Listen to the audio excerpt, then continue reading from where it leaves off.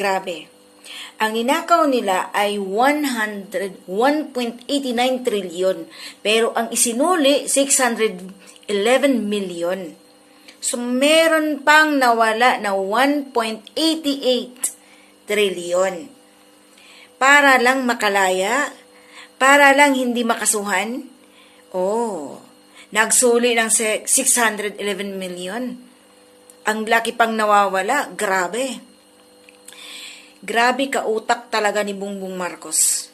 Alam nyo, lahat halos ng pera na yan napunta sa magpinsang Romualdez at Bongbong Marcos at Martin Romualdez. Yun, yung magpinsan na yang may sakit na kleptomaniak. Magnanakaw talaga.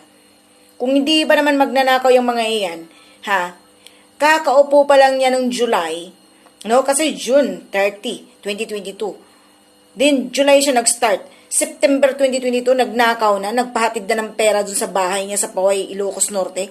Kita nyo kung hindi ba magnanakaw yung yan?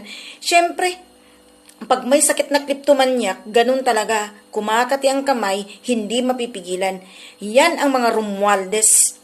Yang dalawang magpinsan na yan, yan dugo yan ng Romualdez. Dugo yan ng nanay nilang Imelda Romualdez. Bakit? Bakit sasabihin dugo ng mga Romualdez? Hindi naman mga Marcos lahat ng mga magnanakaw. Nasasangkot sa pagnanakaw, Martin Romualdez at Bongbong Marcos Romualdez. Tapos convicted pa yung nanay nilang si Imelda Marcos. Kita nyo, saan kayo makakahanap niyan? Nag-convict siya sa pagnanakaw. Yan ang mga Romualdez, may kate. Kung ano yung kate ng kamay nila, ganun talaga sila.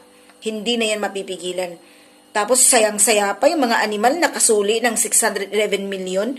Yun na yun, para hindi makasuhan. Binabayaran yung batas para hindi makasuhan, tapos ang ibinayad yung ninakaw nilang pera. O nasaan yung iba, yung trilyonis na natitira? O diba?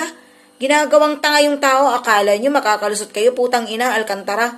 Hindi ka makakalusot at ikaw, Bongbong Marcos, lalo ka ng gago kang ugok. Magnanakaw. Grabe, wagas, mamamatay ka na sana.